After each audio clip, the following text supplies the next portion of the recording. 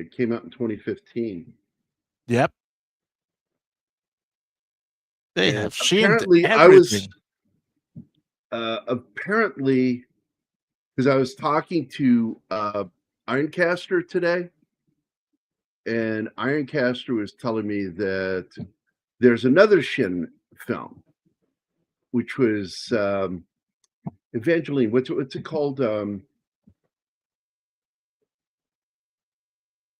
Yeah, you're no help. All right, I'll just figure it out on my own. I don't know. I'm waiting. It's Neon Genesis Evangelion. Is also got a 1995 update by the same people, and it's considered part of the Shin universe. I'm a fan of the original Evangelion. When those 4 animated movies came out, they are superbly animated, but it's Evangelion for dummies. And by the way, Peter Griffin's theme song in this image is turning Japanese, and I'm turning Japanese, and I think so.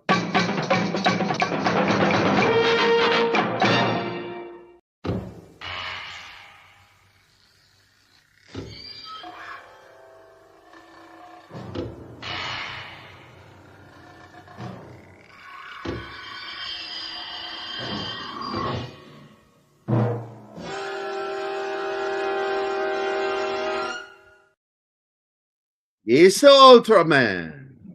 Yeah. So I'm a big fan. I've been a fan since I was a little kid. Oh yeah. Watching the 1966 series as a boy. The next year, because it finished its run, one season, 39 episodes. It did. And back when a season was a season. Yeah, not 7 episodes. Yeah, not 7 or 13. It was fucking 32 is typical in the US. I'm not even complaining if it's over 10, but less than 10 episodes is not a season. Come on. Hold on. Hey, D-Bud. D-Bud know what we're talking about. That's his yelling before going flying. So what? That was the actor making those noises, and they kept it in. And I had heard early on that they were going to keep those noises in the Shin Ultraman, but in the version I have, I don't hear him making any guttural noises. And some cool things about some of the original stuff dealing with this is, wow, there's just so much dealing with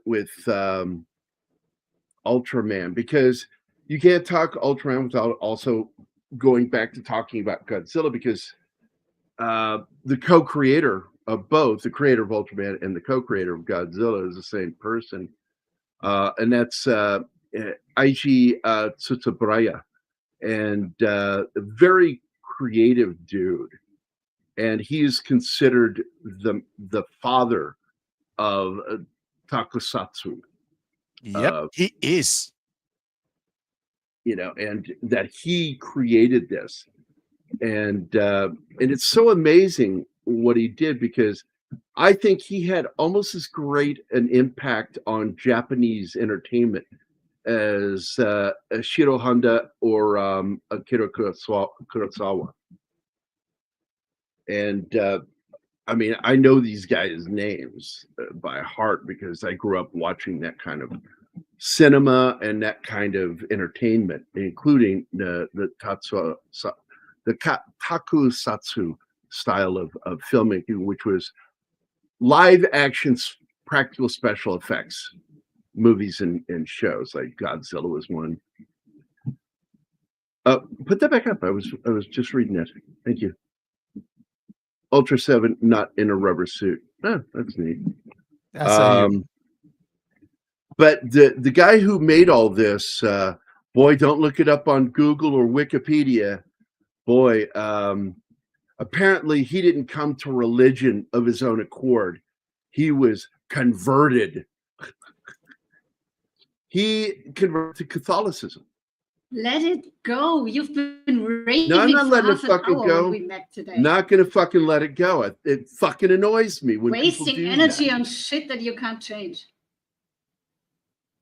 Yeah, you can What are we change talking that. about here? You most assuredly can change perception. A stupid phrasing on a Google search. Whoa, whoa, AI whoa, whoa, answer. whoa!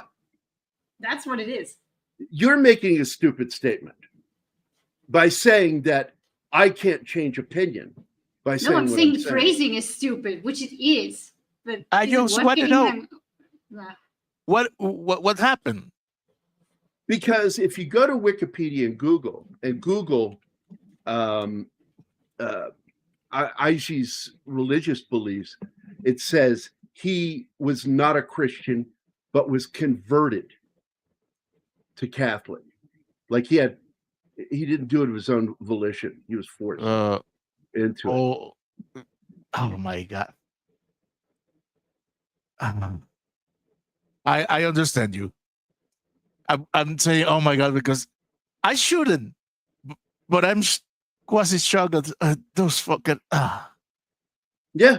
If you go look it up on Wikipedia, the phrasing of it intentionally says he was converted. His children were converted. And it's just, come on, man. Lighten up. Conversion is a voluntary act. What the fuck? You cannot convert. Well, as a child, if you're born, they have no say in it when they're born and they're baptized, but you're given that chance when you turn 13 to either take that religion or reject it. That's hence the confirmation process through Catholicism. Did they run him through a quantum converter? I don't know, man. It's just the ironic part of this. The thing that annoyed me the most was that if you ask Google has its AI, and Google says, no, he was not Christian. He was converted later as Catholic. What? It's their actual terminology. And they got part of that from Wikipedia. So again, I've miscalculated the years Ultraman was made. The series not made in the mid. Oh, no. Yeah, 1966, same year as Star Trek. Again, yeah. Did you run him through? Looking for any comments. Just saying hi. So I want to say hi to you guys too. Hi, Snort. Hi, D-Bud. Hi, Gambit. And anybody else here yet? No, that's it. All right. So Shin Ultraman is oddly not available in 4K in the United States, to my knowledge, which is weird. It's a conspiracy. It is. And Japan has this weird thing. We have this great, hi Penny, we have this great trade deal with Japan, right? But we don't have their 4K here of Shin Ultraman. It's really weird. And I will freely admit that even though I know it's supposed to be the shared universe, all the Shin exist in the same universe. That includes Kamen Rider back in 1995. I'm not Kamen Rider. Sorry. Neon Genesis Evangelion is 1995, same people. So it's in the Shin universe, as is Shin Ultraman and Shin Godzilla. I'm not a fan of Shin Godzilla. I thought they went overboard with it, and it didn't feel like Godzilla.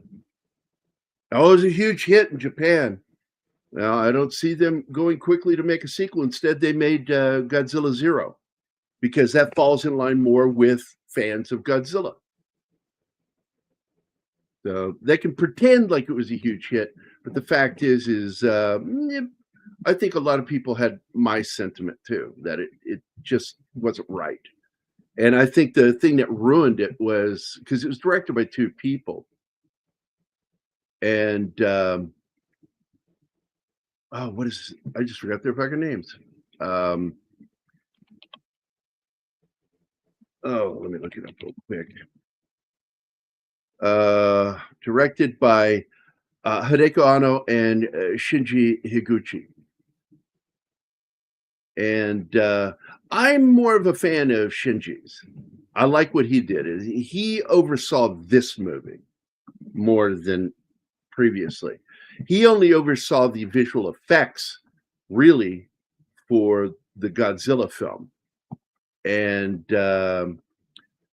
all of the ideas for the gory transformation from sea creature to suddenly coming to land and plopping around on the ground with its floppy fucking gills, spewing blood everywhere.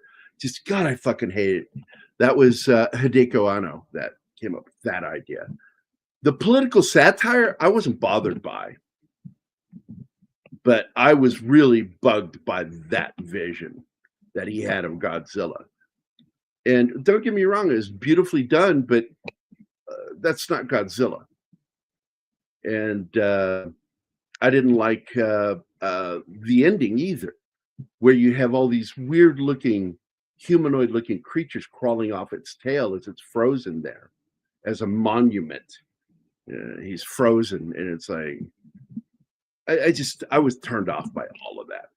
I found it to be very disappointing. Yeah, Tom only buys 4K.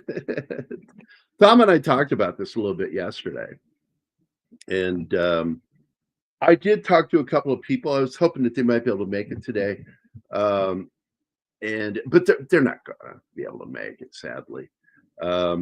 One's already committed to another stream, and the other one's working right now, which is, our good friend T-shirted historian, because he loves all things Japanese. And then, of course, Diecast Ironcaster. I invited him to join us, but it was too last minute, and he had already committed to another show. And he's more of a Kamen Rider fan. And so, like, he says if we do Shin Kamen Rider at some point, he would definitely make sure to join us for that. But it's pretty much just me alone. That's Martin too, that are the two Ultraman fans. And it was funny. He was talking about Ultraman there in South America, in Venezuela, was in Spanish, the same way we got the English American version. Oh, and he even got the Spanish song. He even got the Spanish lyrics, right? Yeah. Well, we got everything dubbed. We only start getting content in original language when we got cable companies. Because everything else, dude, that shit was dubbed. No, this movie isn't woke. It's Japanese. Japanese, Japanese do not embrace woke. And what's kind of cool about it is the movie itself does a really fantastic job of adapting 9 episodes into this movie from the 39 original episodes. And so you've got characters, creatures, and stuff right out of the TV show that were from really 9 of the best episodes.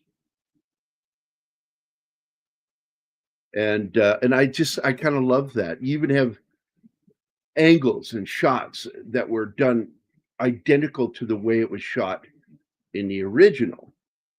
And I thought that was unusual due to the fact that there are often like scenes taking place in like cityscape, whereas on the show it was out in the countryside. And they did there's one thing in the movie I didn't like, but it's so quick, and they kind of like write it out of the movie very quickly, is when the female, who is Akiko Fuji in the original series, gets turned into a giant, a kaiju. And she goes wandering through the city, and she ends up doing a moment where she kicks her leg up on a building, and all these people are down below taking photos. Basically performing an up the skirt thing. And the alien says he was so deeply offended by this for her that he purges the internet of any video or images. pertaining to it. And of course, the alien in here is kind of a combination of 3 different characters from the show, of which they use the name of one of them in particular, which is Meth. What's it called? Mephilas. Mephilas, and he takes on multiple forms in the show, including, again, just like in the TV series, there is a doppelganger Ultraman episode where he has to fight himself, and ends in the fight against Meth and splits him. But he actually did that to a different alien in the show. Yeah. And and I love that they kept it in there. I missed, because I was expecting in this movie to see the alien Baltan, the thing we had a silver lobster claws. Yeah. Well, that's what they did, is that alien does some of the same things that alien did. And because he was in, that species was in 2 episodes, because I'm going to point this out. Ultraman commits genocide with that species, because they're all microorganism aliens, and there's trillions of them on this fucking ship, and they fled their planet because their planet was taken over, and so they fled their planet, and they're all inside. All the species are inside this one ship, and Ultraman takes it out into space and destroys it, because they were given an opportunity to live here on Earth, but they had to obey our laws. And they were like, we will obey our own. And it was like, well, you signed your own death warrant. And Ultraman fucking smoked them. FAFO. Yeah, right. Baffo. You got that right. So I just got a message from Diecast Ironcaster. So I love that name, man. Yeah. Yeah. That is one. He's a good dude. I really like him. And I like T-shirted Historian too. It's okay. I barely know him. I've known him for a long time. Hey, But you're hanging out with him on Toxic Tuesday, but you're not on the show anymore. So. Oh, he has been on this channel once, I think. Yeah. But just that once.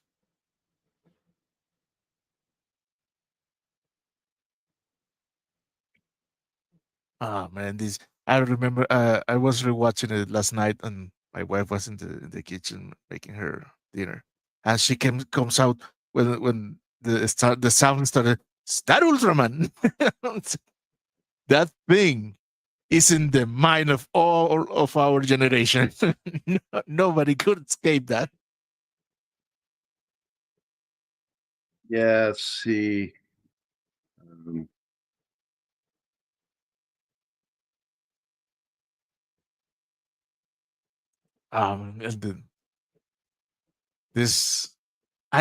I like how in this movie all the creatures, Ultraman included, are CGI, but they are rendered like if they were suits. That was awesome. They're rendered like they're suits, and I'm assuming they probably did motion capture for the movie. Yeah, and, I know they did it with Ultraman, and it was the original actor. Now, I will point out that one of the things that was brought up towards IG's Christian belief was that the use of the cross with the arm thing, there's 2 different historical videos about Ultraman that talked about that his Christian belief is what led to that. I don't know. The power of the cross. So I don't know. I personally don't know. I've never read that anywhere, but I've heard it on 2 different. I don't believe it, because there's an episode in which they go to Abrahamic soil, and they try to talk about Christianism, but they fumble so bad that I say, "Oh man, they know of its existence, but they don't know anything about it." In fact, they call it the the Moses religion is what they call him in the show.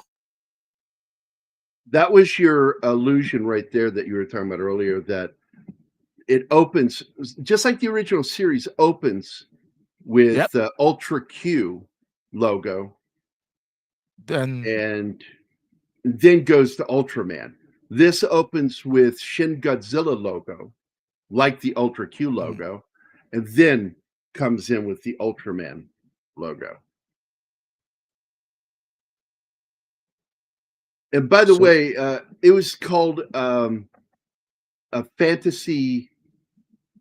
Tokukatsu Fantasy.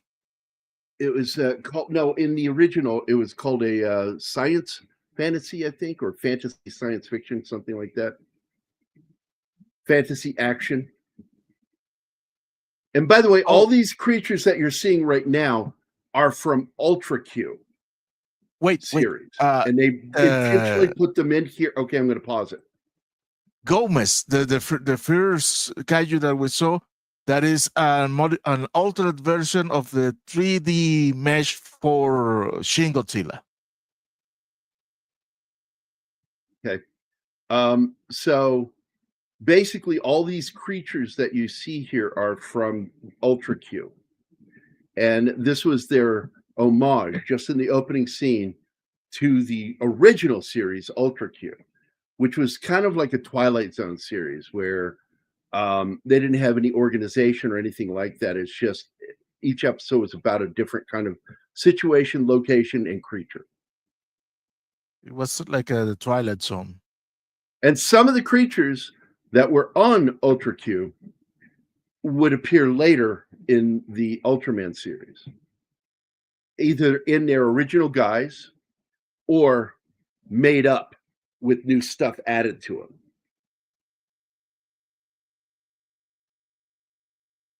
Yeah, but all these kaijus that we've seen, I think even Seton are directly from the original show. Yeah. And I like this one here where it gets turned into rock, like ash. Hey, Vincing, how are you, man? Long time no see. Hey, Vincinger. Absolutely. And I've been trying to watch more of the Ultra universe, and I'm finding there's some I like and some of them I don't like. Well, that's so instead of the orange suits, you've got guys walking around, and it kind of annoyed me in the original series. No, I love them working around the office. Hold on. Working around the office, and they're wearing a blue blazers suits. And then all of a sudden they have to go to work, and then they change out of those into their orange uniform. And I'm like, well, that's not practical at all. Just be in your fucking duty uniform. Like in the army, we don't like have to change outfits when we go from one thing to the other. You know, when you're in your duty uniform, that's your duty uniform. You know, and it was weird. So in this, they just went with the blazers. I'm like, I'm okay with that. I like the orange suits and the helmets and stuff. Yes. I prefer this, that they work directly with the military. Yeah, in the show, they even have better weaponry than the military. Yeah. Now, I will point out that is the captain, and I'm glad that they actually say it the Japanese way in the show, in the movie. Because in the TV show, whenever you hear them talking to their captain, they'll go, couple. Yeah, that was weird. It was weird hearing them say that because they have a different word for captain. Actually, they're not just working with the military. The squad leader is under the captain of that unit. He's under his command. I also like that they're all geeks and nerds. Yeah. And you get a taste of it when you go back to their main headquarters. This is right out of the show. He was in the 3rd episode. Dude, looks like a suit. It's awesome. I Yeah, I love know. that. And the music. It wrinkles on the shoulders. Yeah. Yeah. And the same old music, man. I was jumping in my seat the first time I saw this. And by the way, there's 2 shots of this there, right here. That's right from the show. They mimicked the same shooting angles as were done in the show. But I love that they did that. This scene. And I love the way the horn glows in this too. Even the sound effects are the That's same. the captain. That's the captain right there. He's in command of this team. They did not carry over any names from the TV show, sadly. No. I thought that was odd. Why not have the same names? Yeah, if they go as far as to copy camera angles and shit. Scenes even sometimes. And this time, go ahead. They have two females that aren't in the original show, so why would you keep the names? Well, you can create new characters. Yeah. I think it's great if you're going to do a nod to the series. Go ahead and keep the names. Yeah, did you find yourself in the horrible position that are 2 names that you have to left out? Here you go. No, you actually have an answer to your own question, because depending on where you watched it, the girl's name was sometimes Fuji, and in the Japanese versions, she's called Akiko. So you would simply call one Fuji and the other one Akiko. Answer your own question. Boom.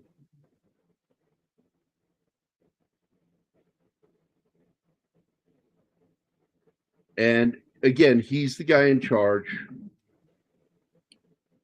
This, of course, is our titular hero in the movie. His name in the original series was it Hayata? Hayata, that's it. They made another change. This one though. Kagana, if I remember correctly. Now, another change that they did is that in here, after they fuse, the human mind is no more. It's Ultraman, always, all the time. Yeah. Whereas in the series, he went back and forth. Yeah. So in the show, his name is Shinji Kaminaga.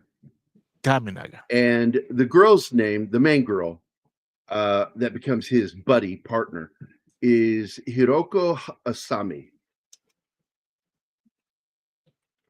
The captain's name is Kimio Tamura. The nerdy girl is Yumi Funaberi. And then there's Tatsuhiko Monokara, and he is sort of the comic relief. And it kind of loosely based on the guy from the show. And the most nerd. And he's the nerd among the nerds. Yes. It's his desk that has all the sci-fi ships, which includes stuff from other Ultraman. There's Star Trek Enterprise. They're all TV, by the way. There are no movie models there that I'm aware of. You have several vehicles from the Thunderbirds. You've got what do you call it? Number 1. You've got he has all of them. Even the car. I only saw the 2. No, he has the car isn't one of them. That's her car. That's Penelope's car. It's down below. Now I saw the damn thing, and it's got the big green blimpy one, which is 6. The 2. That's 2. Thunderbird is that 2? And then number 1 is the red one, and that's sitting over on the very far right. He has every single one of them more than once. And the reason why that's important is because there was a cross-pollination thing happening between Japan, Great Britain, back to Japan, and back from Japan to Great Britain. So clearly, they were inspired by what the Japanese were doing. So Jerry Anderson's company, Century 21, it was called later, was making these ships and everything and working with miniatures the way the Japanese did. And the Japanese were also inspired. So the ships you see in Ultraman were inspired by Jerry Anderson. So there's this cross-germination thing, which is really cool.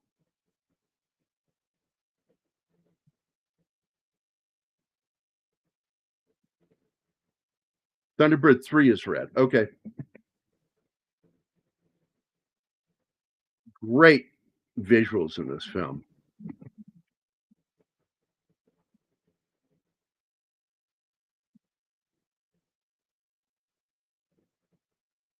And this is where our hero, Shinji, goes out to help a kid and gets killed by the impact of Ultraman. In the series, hitting the there is ground. no kid.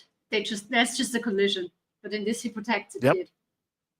Well, in the series, he's in one of the ships, one of the science vessels, and gets knocked out of the sky and killed.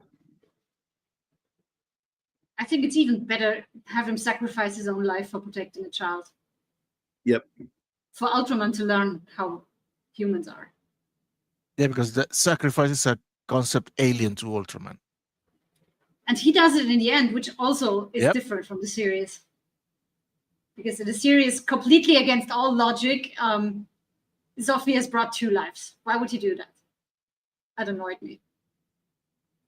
Yeah, it never made sense that he brought 2 lives with him. Dumb. And he just walks through here because he has no real thought about humans at this point.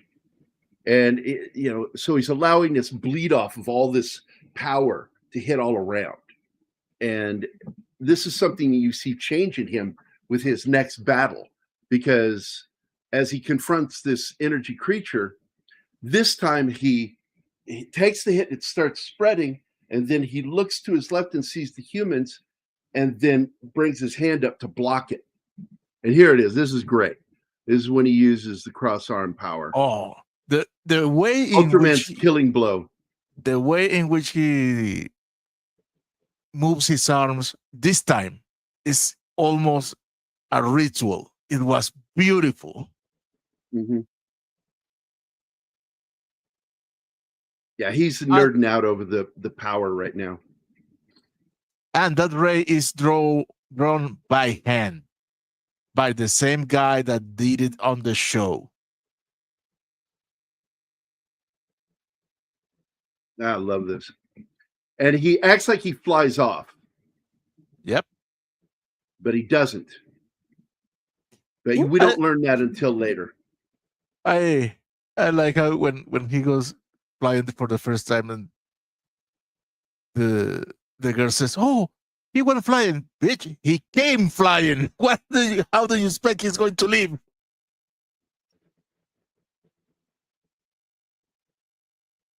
Disappeared in midair. That's because he transferred over here to come back to deal with the death of Shinji, which you aren't aware of yet in the story. And now we follow from behind. It's kind of weird the way they shot this. We don't want to show her face. As she's new to the team, Hiroki Asami. And she has a very weird habit to encourage herself to do something. She slaps her own ass. She likes to smack her ass. She likes to smack her own ass. She does it with other people too. And that's so inappropriate, especially for Japanese people. No, but still. It's so weird. That's the rejection of woke crap. I love that about the Japanese. They're like, "Oh, you woke? Well, a fuck are you?"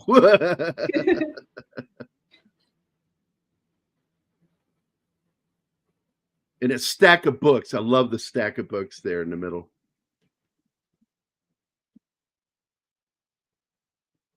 Yeah, the kaiju tend to be very animalistic, whereas this thing had something else. I want that plush version of their little symbol. Oh, yeah.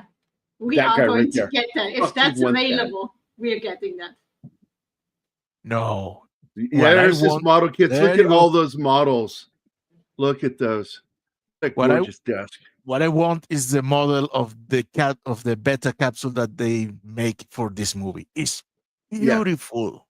Because it has the little sphere in it. Just like what Ultraman came down in the series.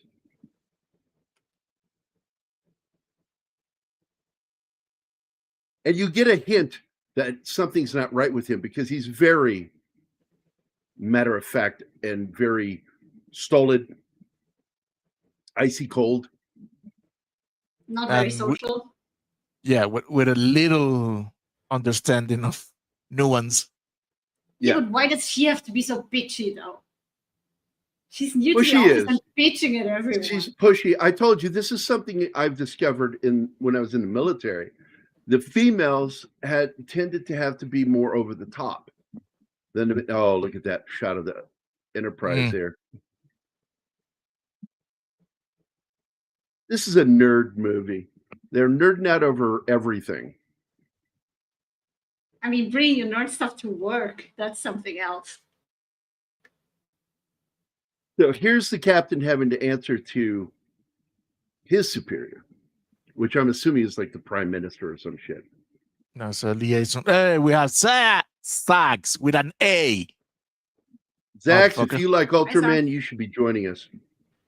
Because right now it's just Martin and me geeking out, and my woman really is right at the very beginning of understanding what was so cool about this. She's watched some Ultraman. You just introduced me to that 2 days ago. Jesus Christ. She watched the first episode. I just said that. I just said that. Why are you arguing with me? Because you make it sound bad when you say it like that. A little, yes. You're inferring right, Martin, thank you. Because I know you don't mean it that way, but it just sounded weird. Yeah, at the beginning, it sounded like, but she doesn't get the geekiness. Yeah, that's what it sounded like. I didn't say that that's what you were conveying. I didn't even know you guys do the show. You guys do the show. I'm sure. I'm gonna watch backstage. You guys figure. No, you won't. Come on. I will bring you back to life. Always bring you. Let me fucking say what I'm going to say before getting argumentative with me. That's annoying. You know, it's like you just step all over my point, which I was going to make. I introduced you to the show by showing you the very first episode, hints at some other stuff going on, and then you got to watch the final episode. And you, by watching those two, you fundamentally understand what the show is about. Thanks for letting me get that out. Appreciate it. Sander should at least come back and do a Bakalaka Street routine. Ugh. No, in this case, it's Bakarakadaka. You have to change the L for R's. I've got 5 terrorists going southeast on Bakalakadaka Street. There you go. He's not even here. I know, but Gambit said it for him. Wait. Mom. He was running from something, sir. And then he crashed into a DUI checkpoint, committed 10 felonies, and not to mention FUing a room full of cops. You FU me all the time. Fuck you, Kyle!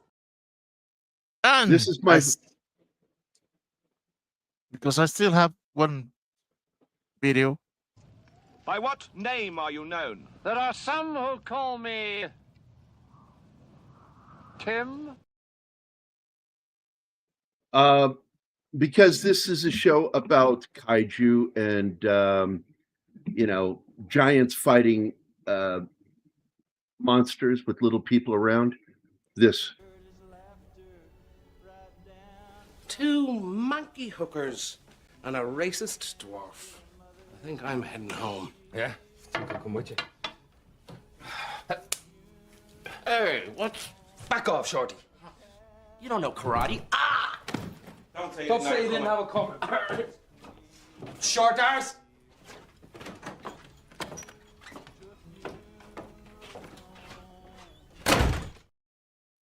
Colin Farrell is clearly Ultraman.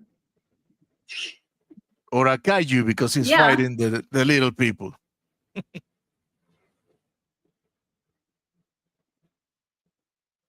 Humans are social animals. We depend. So she's like helping explain things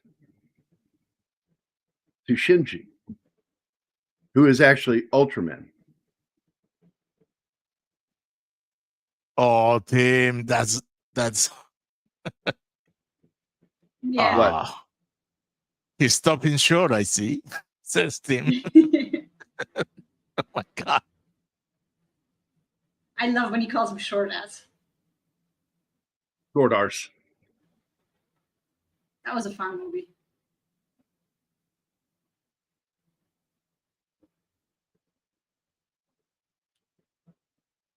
That face she makes there.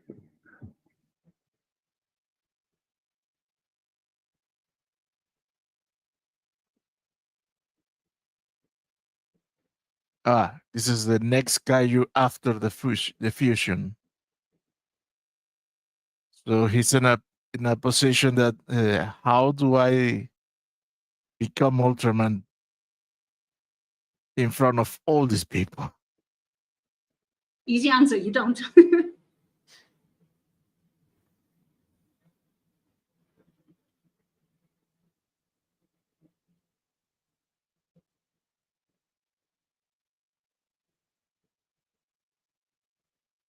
Hey, Reed, I read. welcome. And we have Bill Barkley. And there are no Scottish people in this one either, Bill. Now, Sorry. Ireland and England made their own kaiju films, but not Scotland or Wales. What they That's would on do? the Scots then. Giant ship? Nah, just giant balls. I like the idea about giant sheep.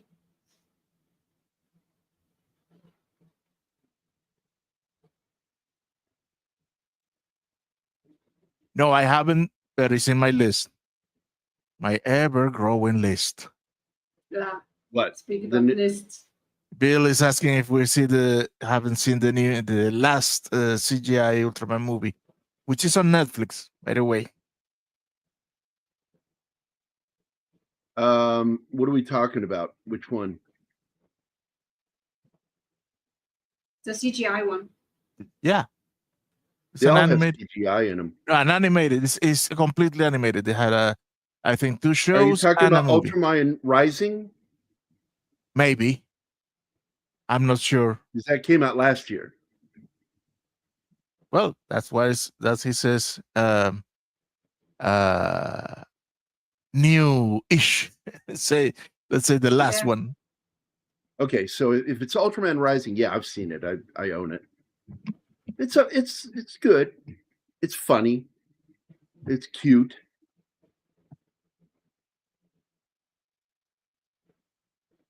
And it's hereditary because the kid inherited being Ultraman from his father.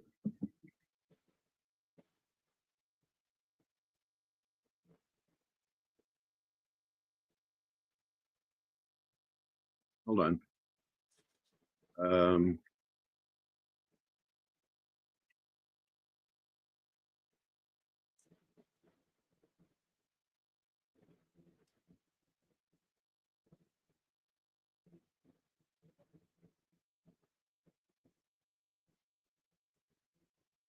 We're Terrible holding on. copy of the poster. Oh.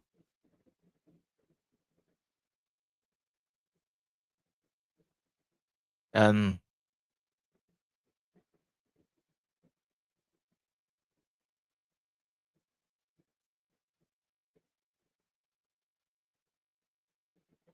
it says, I found Shin Ultraman a bit odd. They got weird camera angles. Yes, I agree with that. They got weird camera angles. Especially with A her. lot of the camera angles were really inspired from the TV series. They tried to replicate the look and feel from the show. Yeah, but Yeah, but they with the overdo female, it. they get really weird. Oh no, that's another thing. That's completely another thing. But I mean, well, yeah, what you said through the arm of a chair, or This is Rising.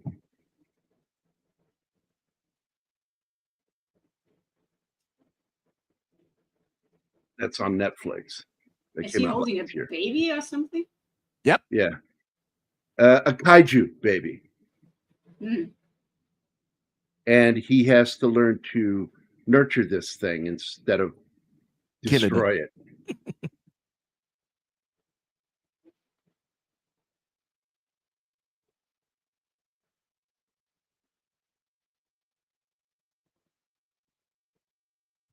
I thought it was good. I'm not going to call it great. It was good. I'm also not a fan of some of the newer Ultraman shows because it's just a little too Mighty Morphin Power Ranger for me.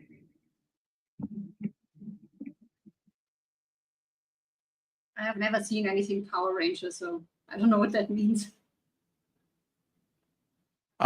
Just a lot of silly dialogue, silly scenarios, and overuse of body language, because as they are always using helmets, they cannot emote with their faces, so they are obligated to emote with the rest of their body. Their body, it's weird. It's just fucking weird. Oh, I love this scene here with the giant fucking drill horn thing. That is a creature out of a nightmare. Never saw the TV series, but I did run anime multiple times as a kid in the 80s. Yes. Yeah, there's the animated Ultraman series. And an animated American-Japanese movie.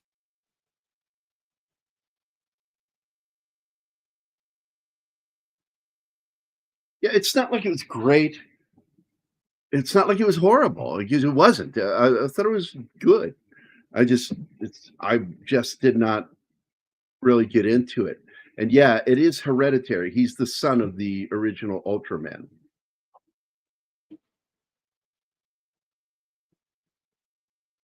Yeah, I loved Godzilla 84, and that they had they made the film, and then when they were going to release in the United States, they had what's his name that played Perry Mason come back and be in the new film. I was like, it was crazy.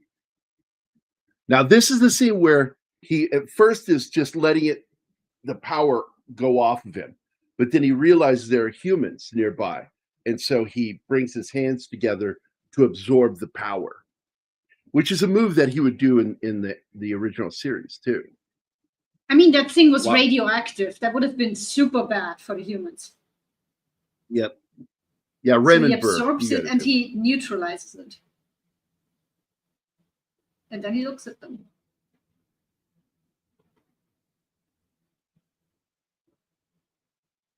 Yeah, there's too much going on.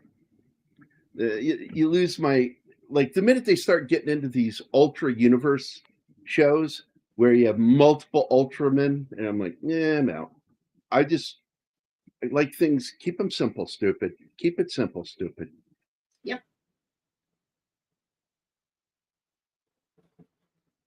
And of course, in the series, they talk about it that there's a graveyard outside of the Earth where Ultraman takes the bodies of all these kaiju.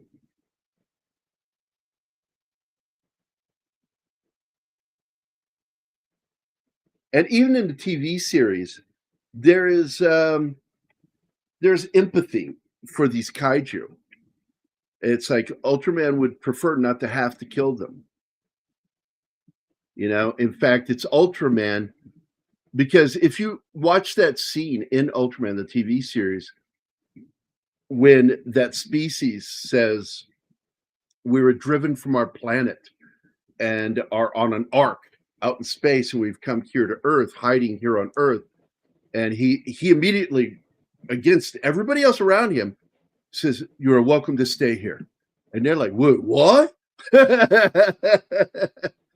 Because he's not answering as the human, he's answering as Ultraman.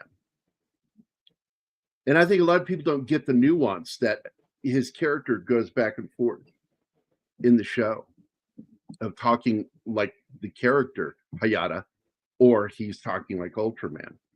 And I think they do a fine job of actually making it clear that Hayata is dead in this, and that he's living inside of Hayata. Well, he's not Hayata in this. He's Shinji in this. Yeah, his body is out in the forest still until the very end when he gets revived somehow. And like I said, turning her into a giant kaiju, if you want to call it, was in the series. That happened in the show, like right in the middle. By the way, there's that famous building on the right side. Let me go back.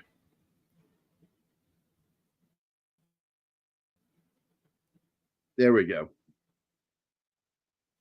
That building is so famous. Okay, I had it paused. What happened? I don't know. I didn't touch it. Neither did I. Damn it. Anyway, that's the famed building that's in the original Godzilla, and it's in so many of the kaiju films all the way up until today. And that building is still there. It's sort of like the LA courthouse. It's built with the same architecture, and it's a famous Japanese building, government building. And so it appears in all of the great kaiju films of the 50s and 60s. Because the minute you see it, you know where you're at. You're in Tokyo. Good to know. Now I'm going to look for it in every kaiju movies that I see. And not in Kyoto, which is Tokyo for dyslexic Japanese. Oh my God. No, it's a real place. It definitely is. My God. If we have any audience for Japan, I'm deeply sorry. I disavowed my boss. Just Come on, remember, have you seen the everyone looks Asian. Everyone looks my Asian God. to me when I drink. And that Come on, one's man. on I had me. it on the. That's a warning. That's a warning. I told him to use this one because he made one with the little dictator guy from Team America, having him say something, and showed me both. And I said, please, Peter Griffin, that's so inappropriate. Peter Griffin's so much more inappropriate. Okay, I'll go with that one. By the way, We say fucked up shit like that all the time. For those who don't know, Gary really likes Japanese culture. He's I just do. looking around. It is one of those places I have wanted to go to since I was a kid. I lived in my Okinawan teacher's house on weekends as a kid and got immersed into Japanese culture because of my sensei. And he lived right up the street from us. So he'd go, yeah, you come whenever you want. You come stay the weekend. And I would do that. I would go stay with him and his family. Really nice people. Now, this alien, like I said, you have aliens in this that are based on the aliens in the show. But some of the things that this alien does throughout this movie is actually done by 3 different species throughout the series. So you have one alien species acting on the behavior from the show of 3 different species. But they kept the fight in. And in fact, one of my favorite moments in the TV series, and I don't remember which episode it is, but I think it's the second time that he deals with this species. And I need to get to, because I forget the name of that. Baltans? Yeah, the Baltans. Yeah. The Baltans are so fucking cool. Yes, they have crab-like hands, okay? And to his knowledge, they all died. And at the end of that episode. But instead, he finds himself up against them a second time. And he ends up fighting this one alien. It grows big, and he ends up throwing the circular saw laser at him. And it's so cool the way he did it he did that hand movement, a martial arts move, and then throws at it. And it cuts it in half. And that's the big payoff moment in this movie, when he does that to this alien. and it was so. I'm serious, dude. I emotionally peed my pants when What? he did that in the movie. I was just so overtaken. I like this scene too, because this is a lot like what you saw in the show. People forget that in the show, these aliens were scary as fuck, especially if you're a kid. And it's really scary because like the Baltans actually like froze you in place. You couldn't move. And and that's kind of what he does here to Shinji, Ultraman. He freezes him and just takes him away to a secret location to hold him. And there he creates the doppelganger version of Ultraman, which is actually him in disguise, digital disguise. Well, you see that. Well, yeah, exactly, D-Bud. Because there are normal times when I just pee my pants because I don't feel like going to the bathroom. I'm like Steve Martin in the movie Dirty Rotten Scoundrels, where he's at the table and he says, "Excuse me, but may I go to the bathroom?" And Michael Caine goes, "Yes, you may, Rupert." And he just sits there and makes this face.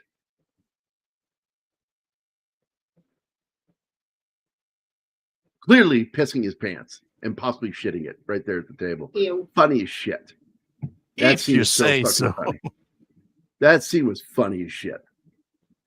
Tom Baker's here. What's up, Tom? Yeah. No, I think it Really? only went. It was. I don't remember if it was on theaters on Mexico. I don't think so.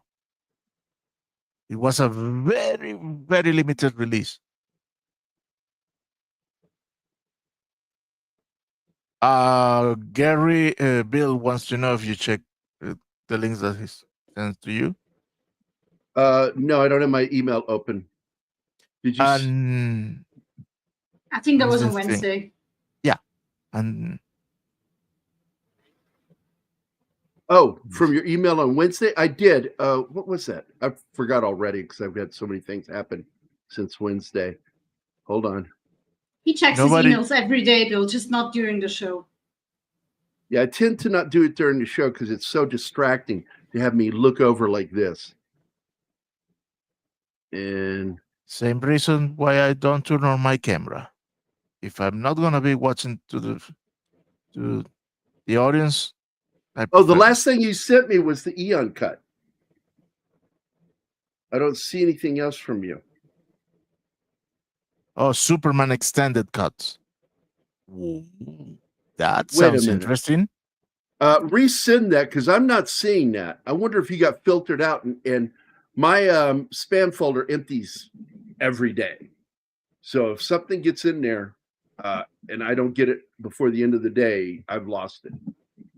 Yeah, send the the way- link to me again, Bill. I appreciate that, buddy. And to answer your question, Bill, I think Nobody 2 is on theaters right now. What is? Nobody 2. Or Nobody Part 2. No, it is Nobody 2, and we're looking forward to that because Nobody was so much fun. I'm so excited to see this movie. It's John Wick if John Wick had a wife and kids. And the dad. Don't forget the dad, because he's awesome. Oh yeah, you got a dad and then his like kind of brother. So they find this. I like the fact that Shinji outwitted the alien by dripping ink that the alien would see as he's being taken away. And then it leads to this moment, which is this is not Shinji. This is the alien pretending to be Shinji becoming Ultraman.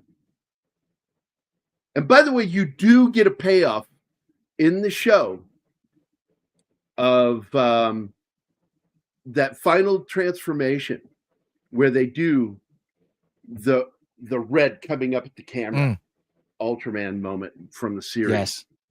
I fucking love that. Again, it's one of those nerdy squee moments for me. And I want one of those pins because I told, Anima, when we were watching, I said, This is 1966, 21 years before Star Trek Next Generation. And using the emblem as a communicator. 21 years.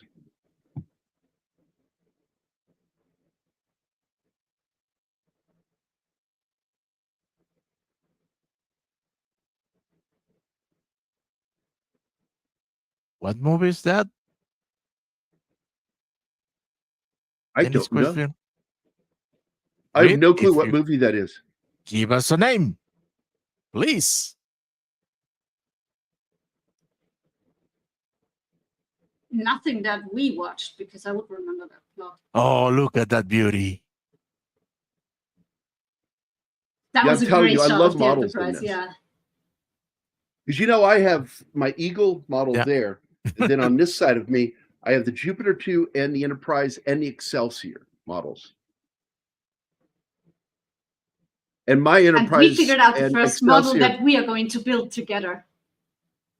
and that is Wanna the tell them same about that? scale Enterprise I have. It's the exact same one. We are going to build a model of the helicopter from Magnum PI.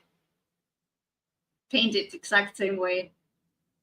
I'm looking forward. Now, to it. I do want to kind of point out something that the budgets for the original 1966 series, and I'd love to do a retrospective on the show itself, the series, really were surprisingly high for that period, but they put so much into it. It's sort of like if you look back to the 60s, 1964, the year I was born, there's a little show called The Outer Limits. And The Outer Limits, unheard of budget of $170,000 an episode. That was unheard of. But it wasn't the makeup and the special effects. It was the writers and the cinematographer they hired. And they did the same thing with this show. They hired really good cinematographers as the show went on. Like early on the TV show, the makeup, the mask was really choppy looking. It looked like it had been carved. Well, You they could see the started on a carving. not so big budget, and then the show was so beloved by the audience that they started getting more and more money. So everything started to look better. Okay, I got it this time, Bill.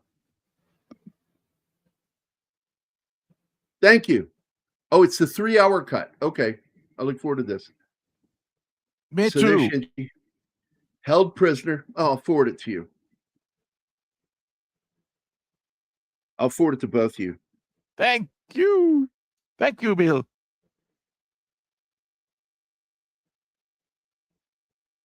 Undercover Blues apparently is the name of the movie that Reed is talking about.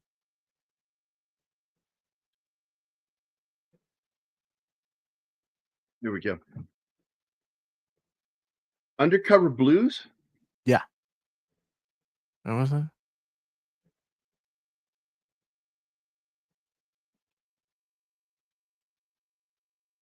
Oh, Dennis Quaid. Yeah. I was thinking Randy Quaid. I'm like, what the fuck? Oh. You Randy? Now I remember this show. Yeah, I remember this movie. Yeah, Kathleen Turner, before the end of her career. Larry Miller's in it. I love Larry Miller. He cracks me up. Stanley Tucci's in it.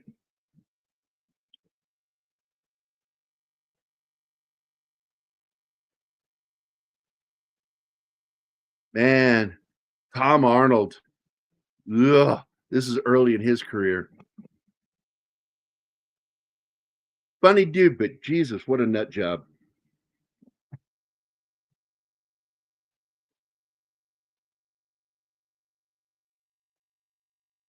What do you know? I forwarded it to these assholes, so that way one of us will have a copy of it, Bill. Thank you for your description. Oh, any day. Couple. I really One hated of- that in the series that they would call him Capo. One of these days. One of these days. Yeah, somebody said that when we were talking about Apollo 13 the other day that Alice knows what the moon is like. I said, we have no proof of that. Just a lot of threats. To the moon, Alice. One of these days. Bang, zoom.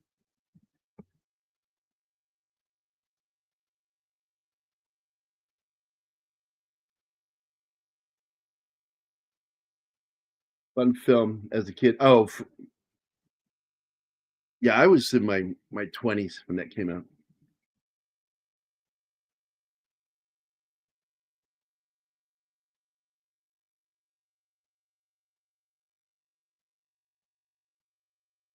She's talking, yeah, they're talking about how to avoid being spied on.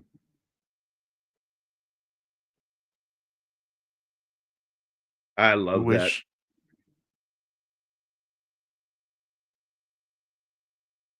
Zerub can turn invisible utilizing these powers. And it's not the only one, because like you're finding out that this alien species can go invisible too, as well as disguise itself. And others.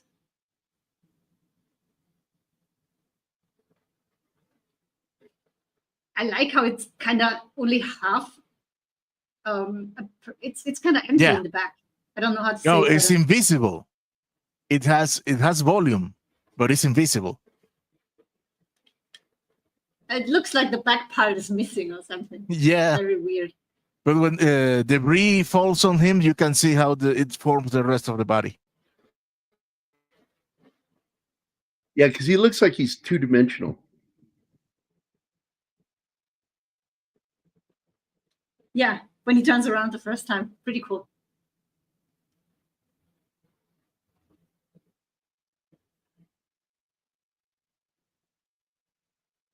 And what's really neat there, you know, we weren't able to get a translation.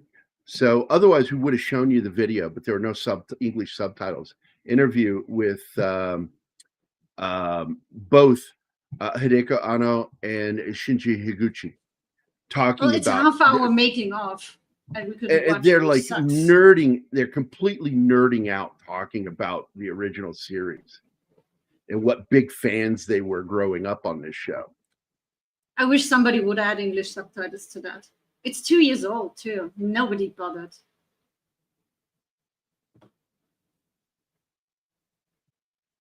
Because like Hideki is older than me by 4 years. And I think Shinji is either my age or like within a year of my age. So they're in my age group for having grown up on these shows.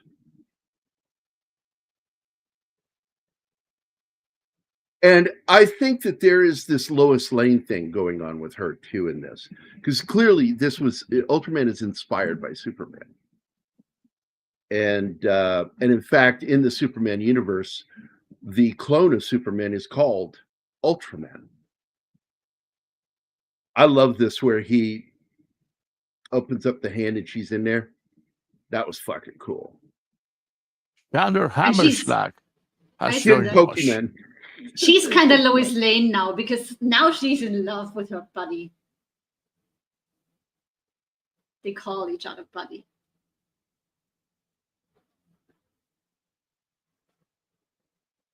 And I will tell you that in the United States, we have a very fond term using the word buddy for men and women that are fuck buddies.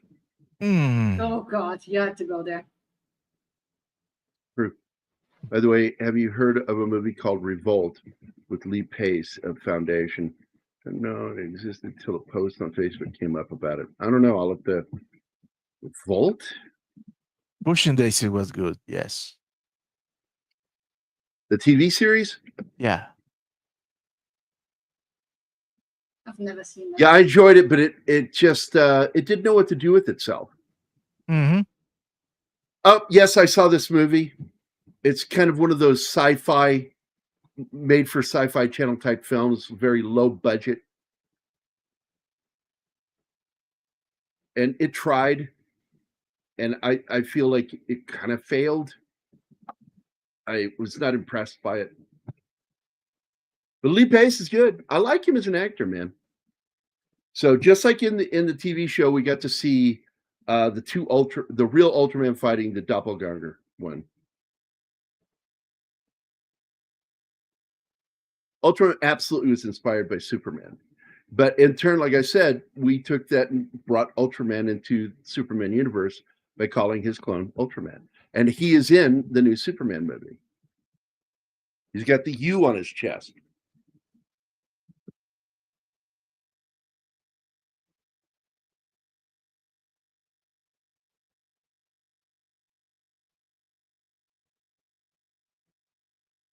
I tried watching that new series, Butterfly. Mm-hmm. Oh my God, over on Amazon, it's awful.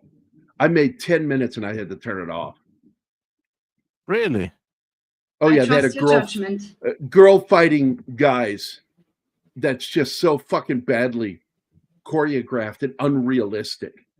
You know, I was just like, weapons, she has a chance. Weapons only. And then they have her run out of an elevator with multiple armed guys shooting at her. I'm like, okay, I'm done. This is beyond believable. You know, if I'm going to watch a show that works with real world dynamics, you better fucking do something realistic. Oh my! Oh, you need to lighten up, Gary. I'm like, fuck you. Don't get me started. I like action. I was watching the trailer for The Running Man, and there's a scene in which he's running through a narrow corridor. Everybody's shooting at him, and nobody hits him. It's called Running Man in this because he acts like he's on cocaine. And that's why I fucking not interested. It's like his behavior, everything looks like somebody on cocaine. I'm like, he's not Ben Richards, not physically, not in attitude. And I that know guy's a normal, average guy. He's a normal, average guy. I worship that book. What the fuck is wrong with you, dude? You worship gods. God.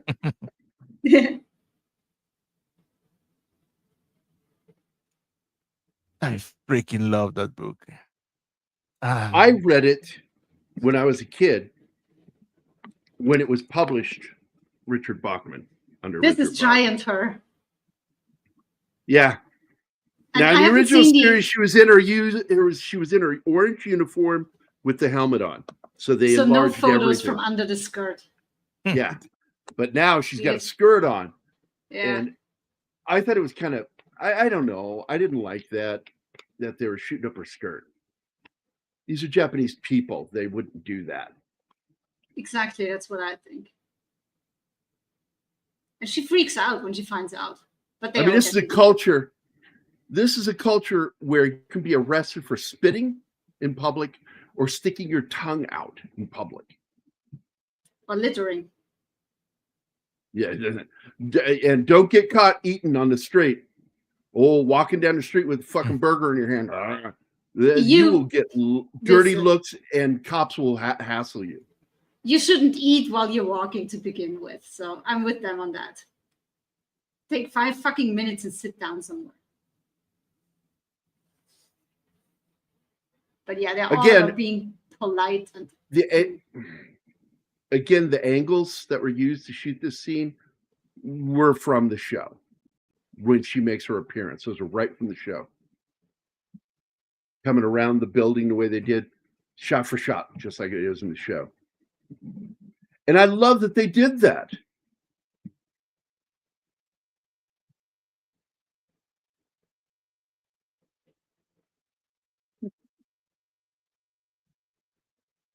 Did I tell you? I'm sorry. I just got a message from Darren Douglas. I love that guy. I love his artwork. Incredible artist.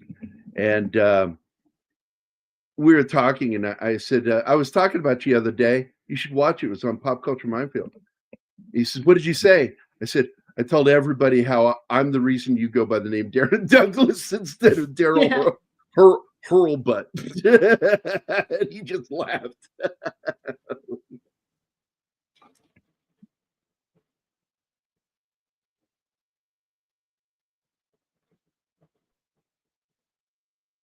And I like that they put a big tarps over her, which has a great payoff later because when she goes back to normal size, she's up underneath these giant tarps.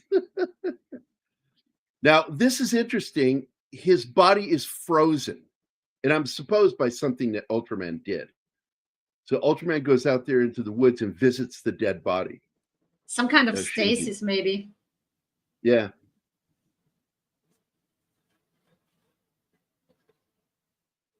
Kind of reminds me of that joke from Predator. My God, you've got a big pussy. My God, you've got a big pussy. I know I do. You don't have to say it twice. I didn't. Oh my God.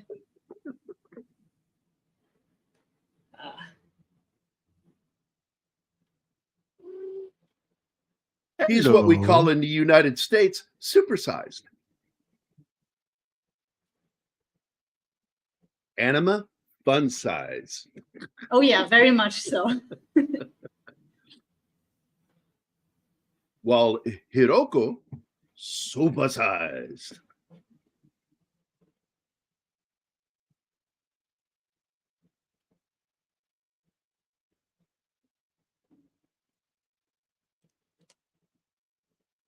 I just came across that photo we took in front of the Mexican restaurant the other day, Gary. I look like a child in that photo with you, Keith, and With Scott. Well, even with your own siblings, that latest one of you with all your siblings, Yeah. that was funny as shit. It's like you see this row of people and then this micro human in the front. Micro human. I Wait, like that. wait. Look who's here. Ironcaster, join us. Yeah, join us. Now I know he's probably, yeah, actually, I think he's still streaming right now. But thank you for popping in. Yeah, that's a huge bitch. Ironcaster, one good dude. We are gonna do it. I'm because I've got it in line. We are going to watch Shin Kamen Rider. And I'm gonna go in cold because I didn't watch the series. And I'm just going to watch the movie. And I know that the show is inspired by, but for some reason I never watched it when it came out in the 70s. I don't know why. Oh, there we go. That is the giant version of the beta capsule. And the technology to make a beta capsule is used in that. And so they have the giant one. That's a full-size beta capsule, human size.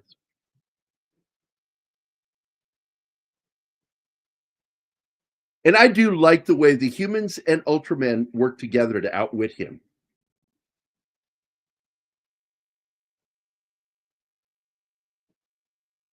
Ultraman doesn't talk back to humans. They just say a bunch of stuff and then he goes,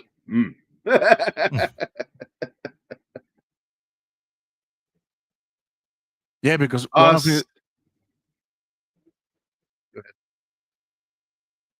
one of the rules is that he had to allow the natives to find out the solutions. Absolutely.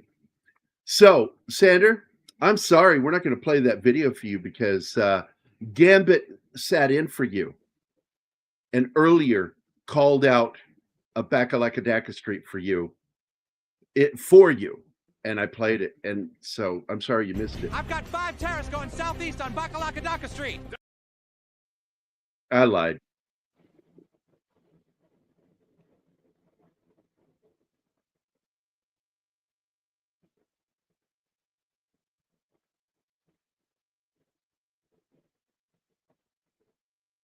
Yeah, I want to watch, because I'm not a fan of Shin Godzilla, because I didn't mind the political satire. I can always handle that. What I didn't like was how, what's his name? Hideko Anno came up with the idea of the metamorphosis of Godzilla, and I did not like it. I thought it was repulsive and not cool. With, just didn't need to see the pupil stage. Just show Godzilla become Godzilla slowly in the water and then comes out of the water full form. I fucking hated that. Oh, this is where the alien feels guilty and deletes every video and image of her. Oh, Rin has a bridge here. It's good. It's a good guess. Yeah. So, oh my God. Now I'm seeing Ultraman pooping Kaminaga out. Oh my God. I did not need that visual, Martin. Fuck you. Are you going to play the video? Oh, wait. I Yeah. thought you were going to. Here. No? Okay. Open your back door, baby. Loosen your hinges, I'll show you my key. There you go.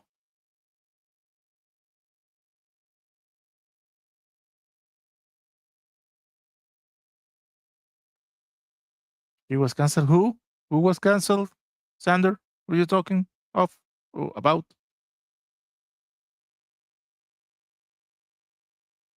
What? Sanders asked. He was canceled, but I don't know who is he referring to. No. Oh my Oh. God, no! Jesus Christ! Oh, that's funny, Tom. All these actors are big in Japan. More tiny people. Oh, the woman, no, Yay. her character's not canceled in it. She gets upset because they took photos and video showing her crotch. Even though she's got panties on, it was humiliating to her that they did that. And Well, not just that, so, also photos of her as a giant, period. She didn't want her face out there like that. and so the alien deleted them. Even though he Yeah. wants to take over the earth, he felt bad for some reason. I like the scene where she's tied down as a giant and covered in plastic and then gets shrunk back to normal size and climbs out of all that plastic. Underneath And then- the then she tarp. says, It's funny. I didn't even get drunk. Why was I sleeping covered in plastic? So this is a good scene. Again, Shinji is emotionless. And this is Mephiles trying to make a deal with him, strike a bargain, give me Earth. I want you to say the words, which is what he did in the series. I want you to say the words that you give me Earth. Wait, give me a second here, boss. Bill, I don't see any of your comments being censored. I'm not either. When YouTube does that, it always flags it, but we can see it now. I can see anything. I don't see anything from you for a bit here. So I don't know, buddy. We didn't put you in timeout or anything. Oh, yeah, this is it's a good explanation.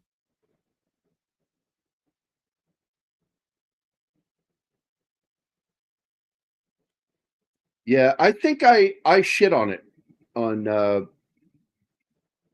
Facebook myself. No, I haven't seen it yet. It's 5. It has 5.3 on IMDb. That's not good. That's not good. That's bad. That's barely pass. I mean, 4 is absolute shite.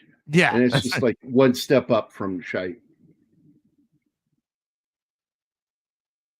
Yeah, D-Bub says he didn't see anything either, Bill. And he's on top of things, always. Yeah. Well, maybe Reed is right.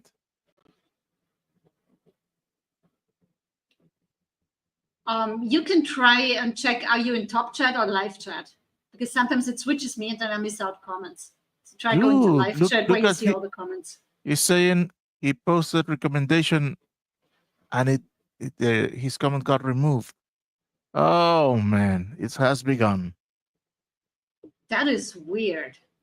No. If you're aware of what happening on the UK and the last latest I forgot. He's in the UK. Yeah. Yeah. and That will the get you in latest trouble laws that they before are Mods even passing. know it. mm, Yeah. And get ready, because now the states are going. YouTube is going to implement the age verification up from tomorrow, I think, on the I haven't state. heard about that. Oh, it's an automated system that is going to check the videos that you watch, and in base of that, it's going to calculate your age. Oh, talk So- about Oh, Big according Brother. to Brave, Keir Starmer's Wikipedia page was updated within the last 6 hours. Mm. Oh man,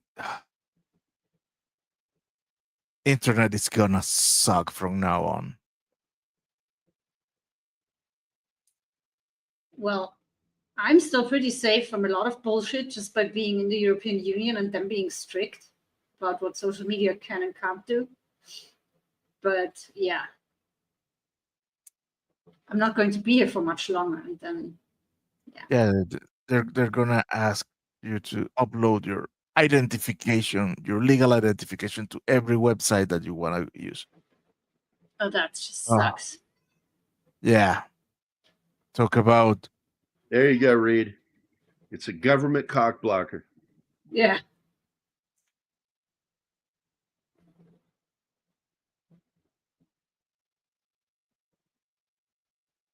And as far as I've heard, guys, Keir Starmer is a power bottom, as is King Charles. Yes, Gambit. Oh, all the aliens and Kaijus are CGI made. Yeah, they wanted to give it that look of the costumes, but they felt that they would get a better performance using CG. And I think they're right. I think using CG works for this movie.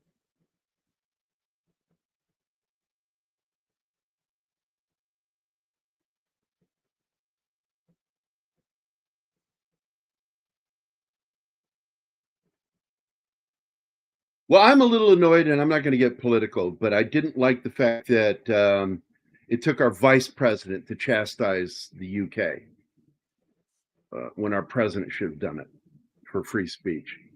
When Starmer made that bold statement in the White House in the Oval Office saying, has been a big defender of free speech. That's a fucking lie.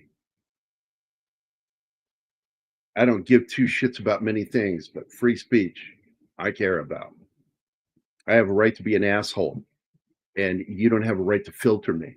You have every right to be an asshole back to me. Mm.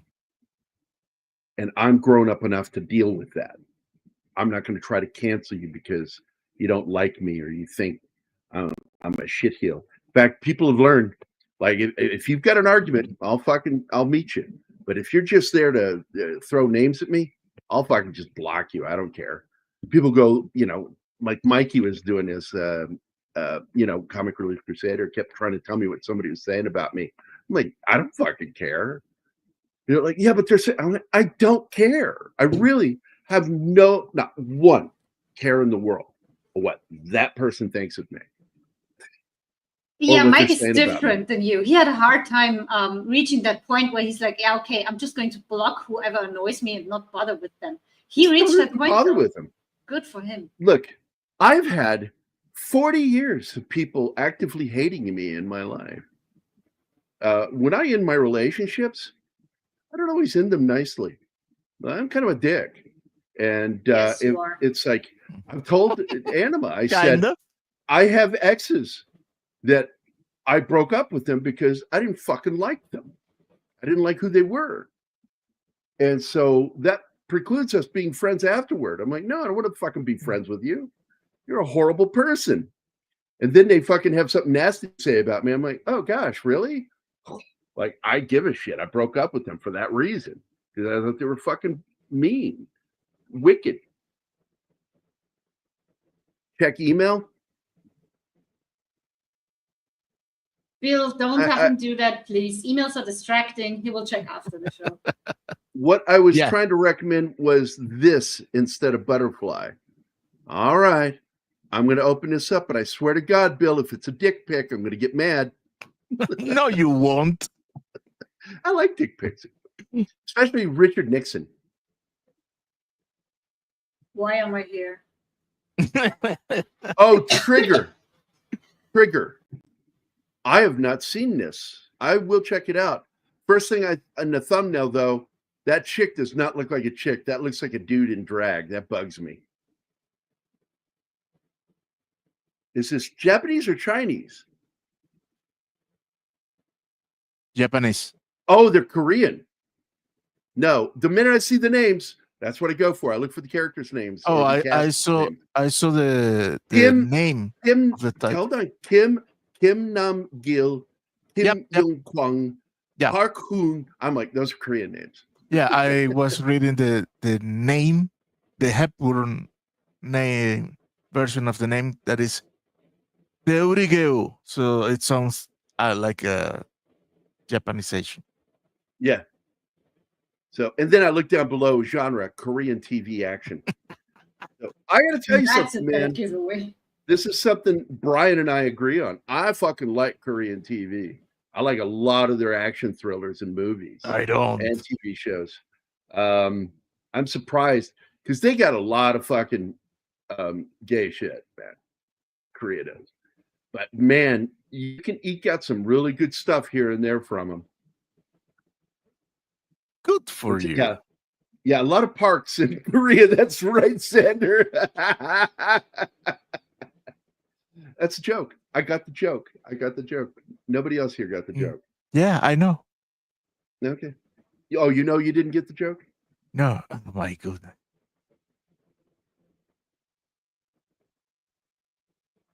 Plus, in Scotland, we've had there is one, by the way,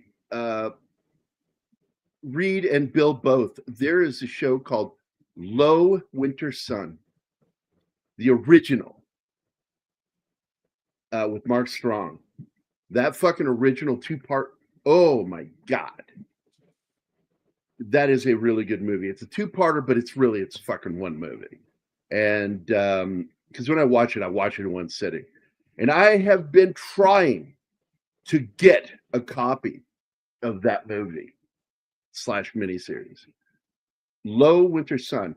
All I can find is the American version, which is tepid compared to the original. Sturgeon Yusuf and the hate speech laws. Look, man, Scotland's as fucked as anybody in the United Kingdom. You guys are dipping into the DEI territory in ways that just are shocking to me in Scotland.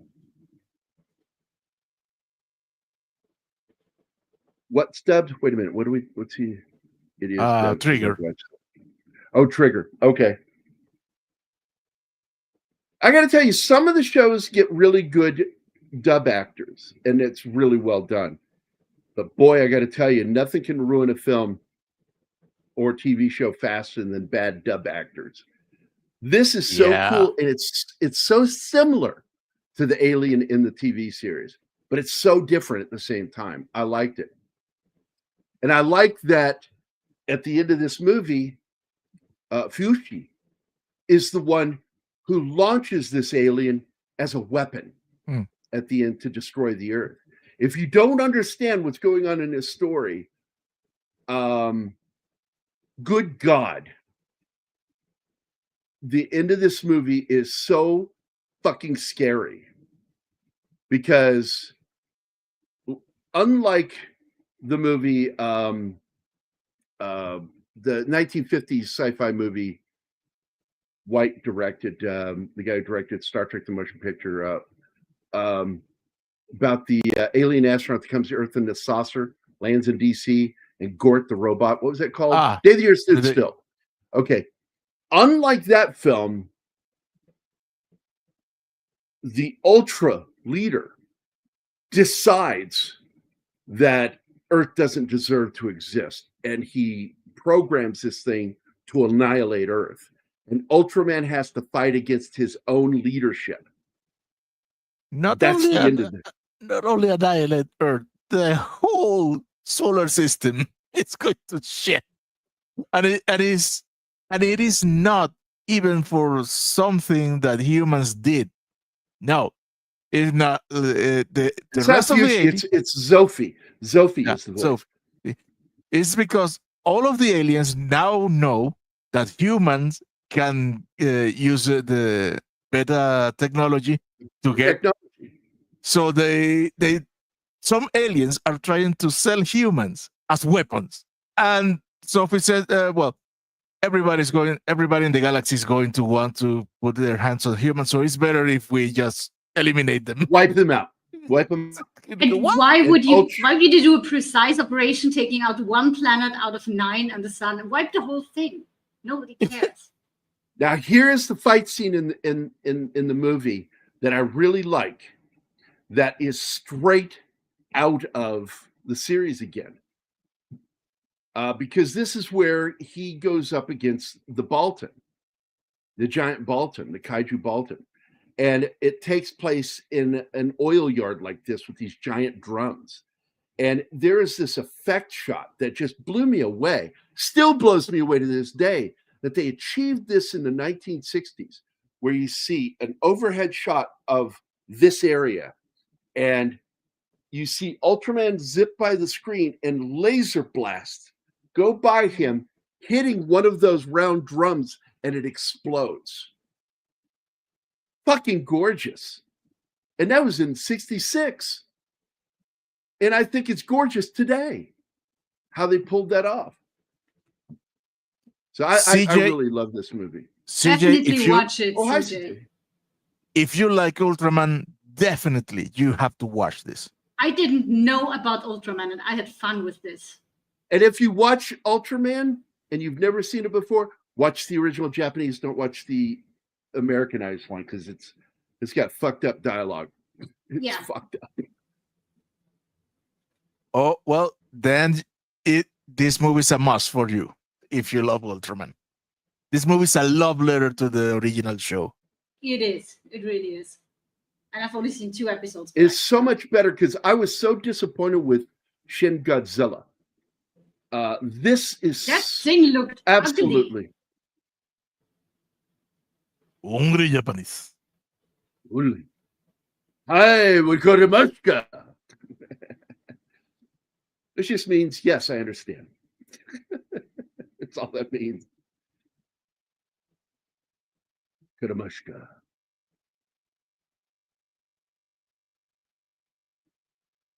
I just love this fight scene. I really do. Oh, Ultraman lost that fight. There he is. Yes. This is Zophie interfering. No, he just appears, and then Mephilas look at Sophie and say, you know what? I better go. And it leads to Zophie launching the Gort version of Zophie. And that, because that's a giant Zophie up there in the space. You even hear it speak. No, it's a Zeton. It's that's a different alien. There was an alien. I thought it was the same one. Yes, that alien came out in the show. Now he in this movie was reduced to be just a weapon of the. What was he called? What was it called? Zeton. Zeton. Double T. Oh, Satan. Right. Okay. Zeton. Yeah, it's sort of like. Look. Yeah, they're from. Look at this. What do you call it? Sato reticuli. Yeah. CJ agrees with you. He says Shin Godzilla, aka Grosszilla. I fucking got so angry watching that fucking scene. Gross. And I despised the tail thing at the end. Fuck yeah. I fucking hated that.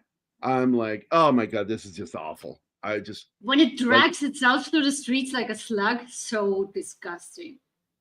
Gross and stupid looking. Yeah, from Zeta Reticuli.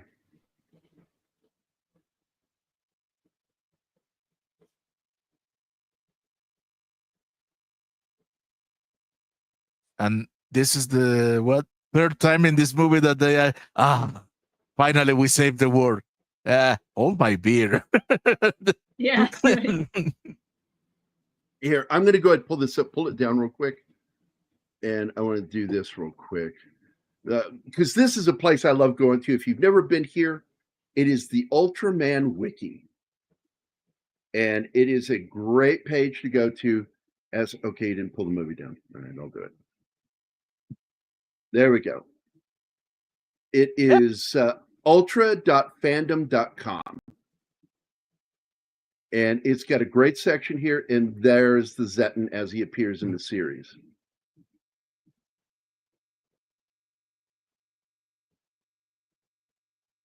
Really clever stuff that they did on this show. Yep. for some of their suits. Here's the Beltan. Oh fuck, man. These things gave me nightmares as a kid with their fly-like faces. Oh, and their giant I will claws. never forget this laugh. He used to exactly. Oh my god. So let me remove that now. Get back up here. Yeah, I fucking love Ultraman. And I'm glad I introduced anime to it because I really do like the show. And if you watch it in the original Japanese, it's not like you're watching a Saturday morning show. Because the American version just really feels like it's written for. Because they use monster in a single episode probably around 200 times. And I get so annoyed by everybody saying monster. And it's like, the word is kaiju. And Kaiju it sounds is so much cool. cooler. The word monster is not cool. Kaiju is actually more like saying giant creature, not monster. Monster is just goofy.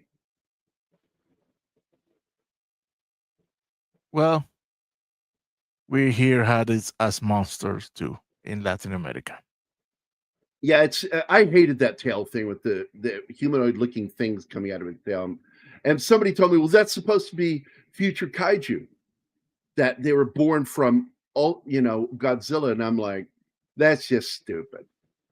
I mean, the idea is so fantastical of kaiju, and then having to make it like everything comes from. This is like Keith's idea that everything bad in the Spider-Man universe should come from Osborn Corporation. It's like all the super-powered villains, and whether they have meta powers or whether they have armor coming from Oscorp. I'm like, fuck no, that's just bad.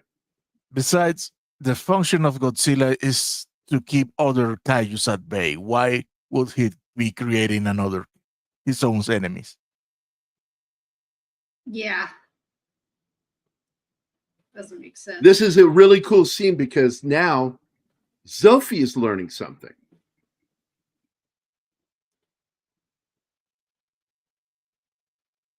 Are you saying Ringo Starr was a kaiju because of his giant nose? Oh.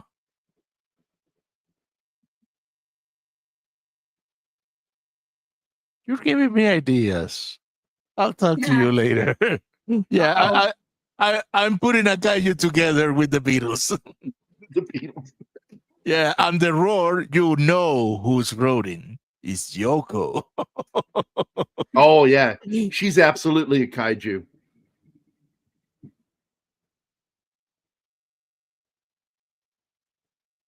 You've never seen a reaction to her voice until you see what's his name? Black rock and roller. Oh man. Huey? Chuck Berry. Chuck Berry. Chuck Berry hearing her yodel behind him, and they take that still image of him like he's like, what was that? Oh man. And there is still reports that they are working on a second film for this. Shin Return of Ultraman is what I'm assuming it would be. And in that one, if they would honor that series, because I like that series where this time it was a teacher that became, or not a teacher, he was a... Yeah, a teacher, yes. Was that it? Yeah, he was a teacher. I think... Because the other one was Seven. Ultra 7 was a pilot, right? Yep.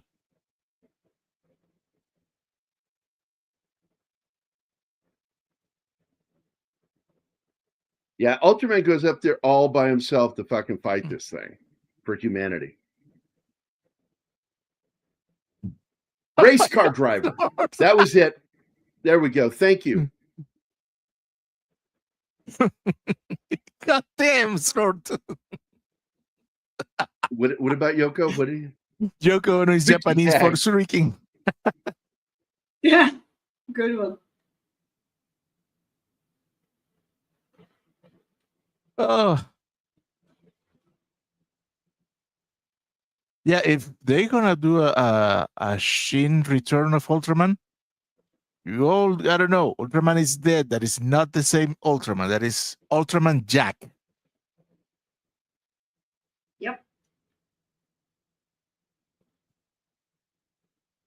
All right, so I'm getting ready to say this to you guys. This one fucking slayed me when I saw this for the first time. And let me open it up. I need to open up in a new window. Open image, new tab. There we go. All right.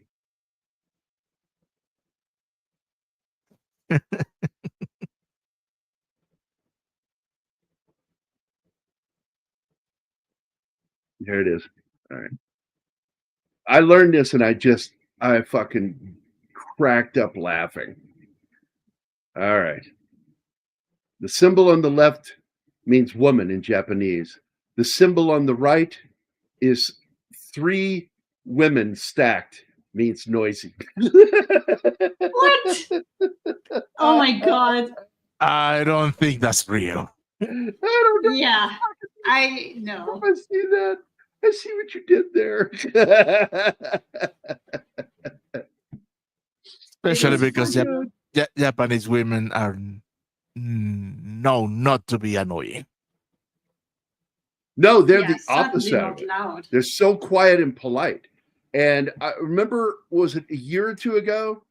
2 years ago, there was this like attack on Western women learning Japanese and how they speak with a mousy voice when they do it. And they said that's how you're taught to speak Yep. it. Well, You Demon sound says it's different in real. every. Okay. You sound different in every language that you speak because you listen to native speakers and copy that. Holy shit, it's true. What? Oh my god. That is funny. The 3 stacked? Yeah. Yeah. That's fucking funny. I see what you did there. 3 women, equal noise. Do not stop zitan.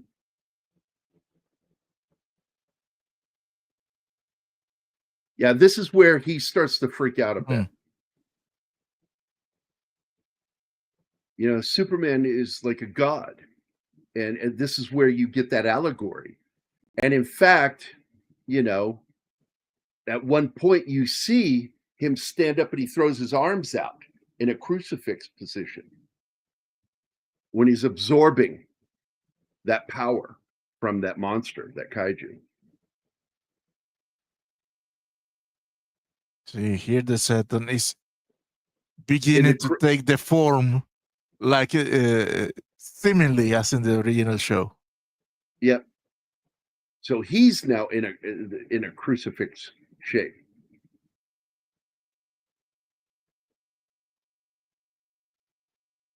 Look, he finally smiled. He understands them now, which is why he is taking that sacrifice.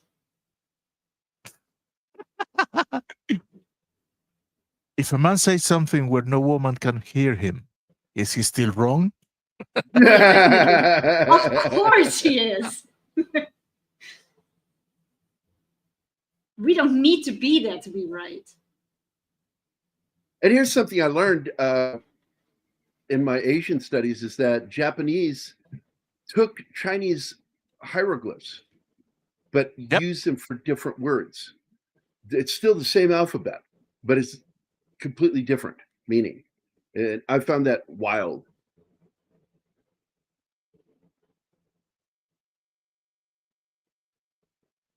Yeah, there he is, his little tiny, doing his little cross arm thing. And he lost. And this is where it starts pummeling him. He throws that when it breaks into multiple blades. And then it opens up and just starts sending these little things at him. And mind you, it is not fully formed yet. Yeah. And still beat his ass.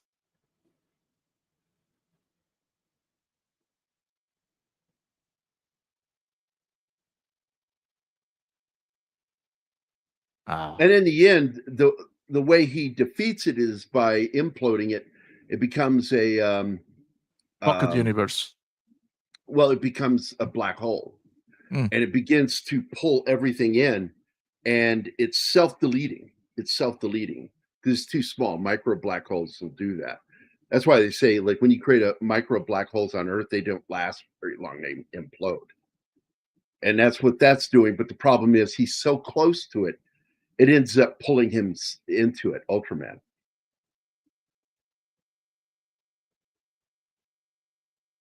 And but he's right now, he got his ass handed to him and he's sent back to Earth crashing, and now he's in a hospital. Yes. Not only send it to him, send it to him in a premium package. We're going to put you and Shinji in a coma.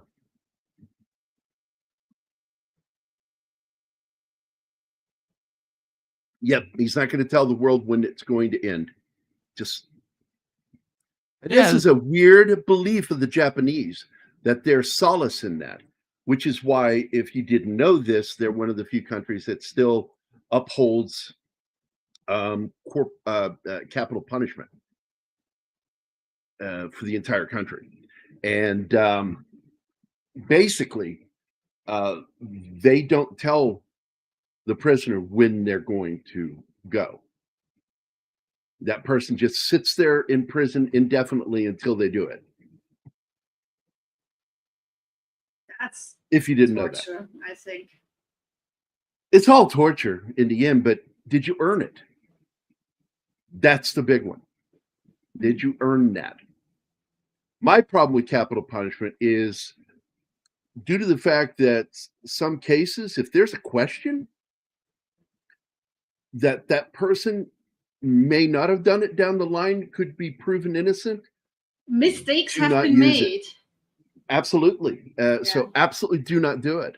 I don't believe, personally, I'm against capital punishment. I'm all for prisons. And I think prisons should be unpleasant. Yeah. I was just going to say that. I They don't are like way it too being a comfortable. country club. Yeah. Megatron's fusion cannon can tap into a black hole for unlimited power, but we've never seen him actually do that in either the G1 cartoon or the movies or in real life. That's why he loses. And here's where this is actually something that on the TV show, Ultraman, the comedic character on the show is the one who has this scene. So I think it's neat that they gave this scene to the comedic character in the film.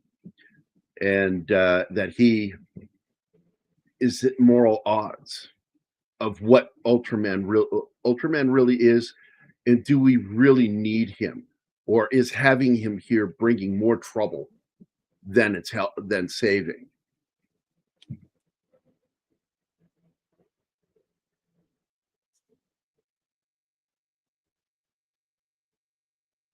And of course, Ultraman gives them the technology for the beta box. No, he doesn't give him the technology. He explain to him the rudimentary basis so he can develop the technology. Self. Gotcha.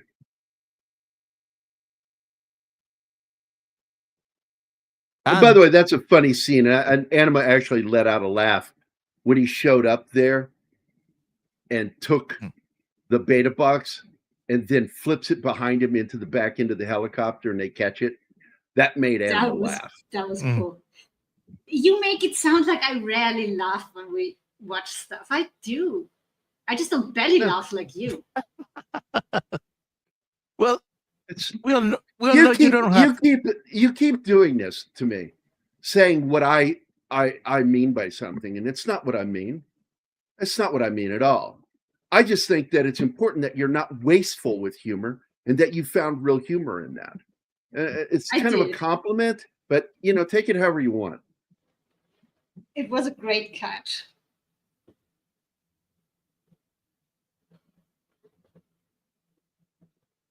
Yes, a PlayStation VR headset And they took the time and care to show the logo.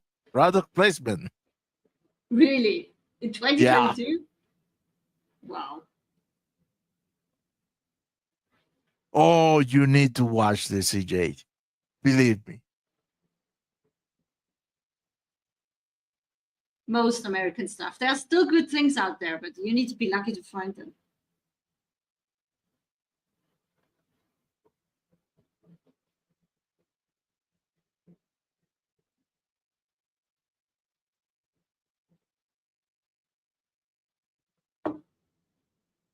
And now the Saturn is ready to cook. Well, he fucks off, so.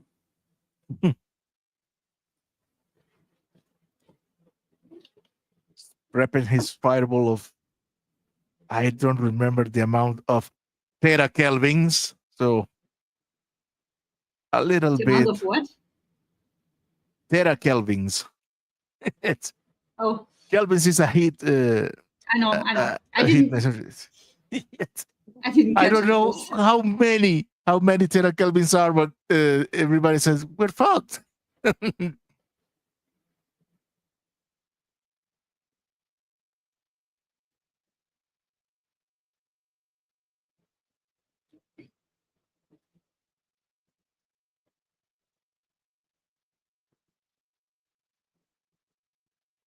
Yeah. Oh, Tom, show up tomorrow. We're going to do a 1 hour non-spoiler review of Weapons at 11 a.m. Central. Going to have a few guests too. Well, maybe. Well, I'm hoping he can make it. What? Oh yeah. I'm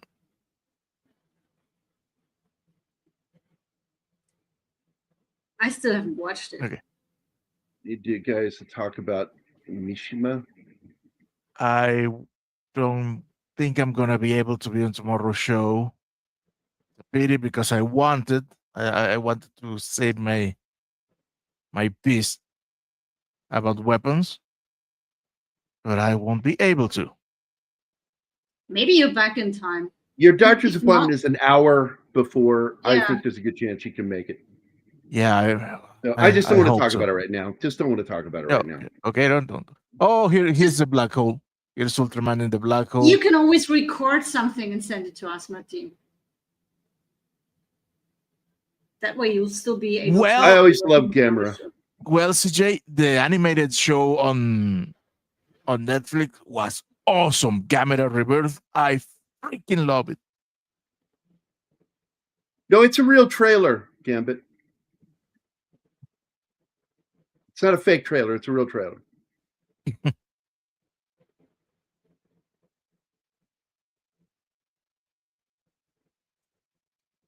CJ, tune in tomorrow for that answer. Yes, Gamera Rebirth is awesome. Oh, the ending. Oh my God, I love that show. Nipple.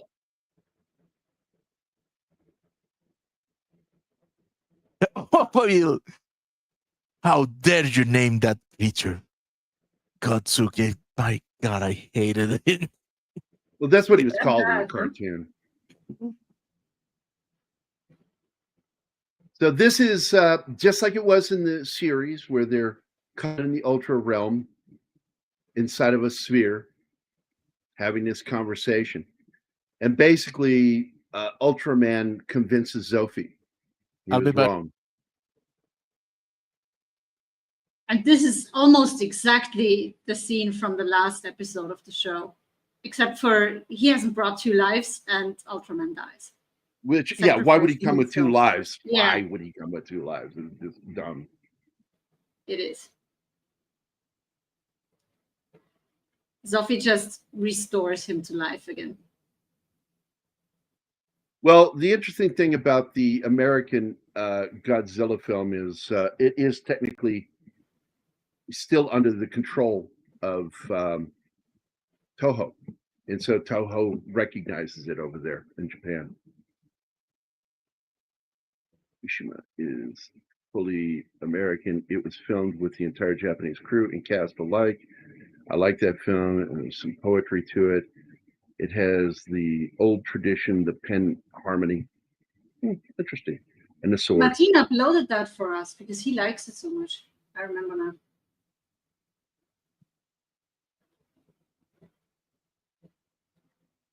Yeah, I must return you to the planet of light. He says, no, just give my body to the humans. Give my life to the humans.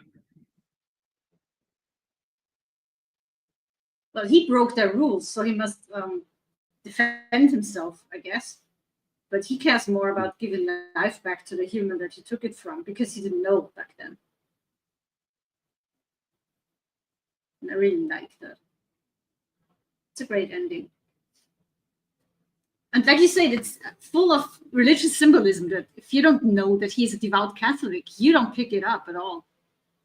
Yeah, you've got him. There it is. That's it right there. That's great. Where he shrinks down. And we get to see it earlier when he goes up. Right from the TV show. Great fucking image. Venkman's girl is here. Kaminaga, we're live. Yeah. Yeah. They don't make it clear though, but because in the series, he comes back and he has no idea what happened between his crash and now. He doesn't recall being or becoming Ultraman if needed. And they leave it completely open here, whether he knows or not. But since his body was if he gave his life to him, he would still have his memories intact. The way I interpret that. That's what I'm hoping that it is. But if we get a sequel, I'm again hoping that they do the sequel series, which Ultra 7 is not the sequel series. The sequel series is Return of Ultraman.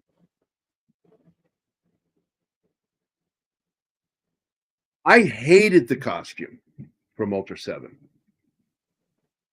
Yes. Too overdone.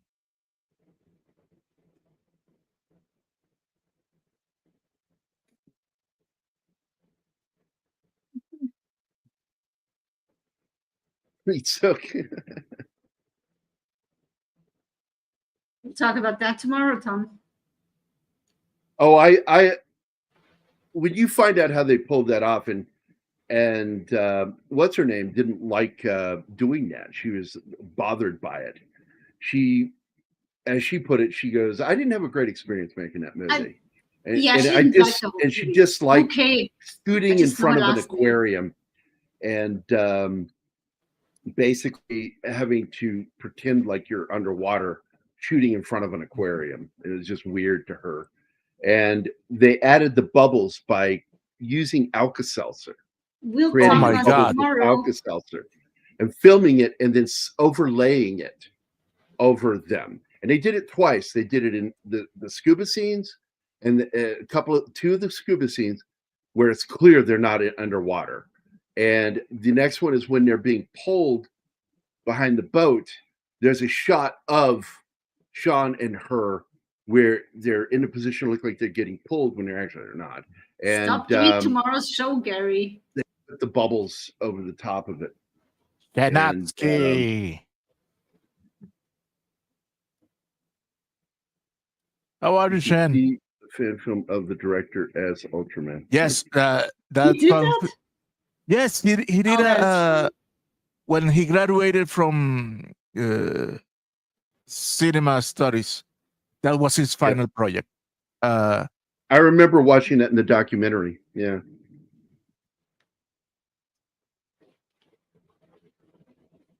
Because the director was an ultra fan of Ultraman. That's awesome.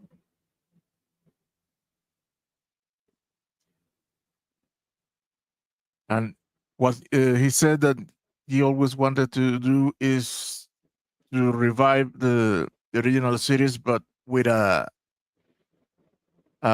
more adult tone, not made for kids.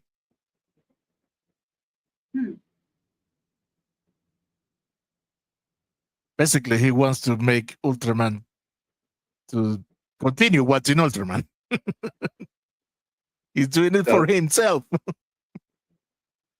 Last word was they were still working on an idea for a second film. I don't know. As long as it's better than Shin Godzilla and as good as this last film, because Shin Ultraman was really good. And I went into this film nervous because I hated Shin Godzilla so much. That's And a low I bar was to very make it better pleased. than that one. We have Bangman's Girl here.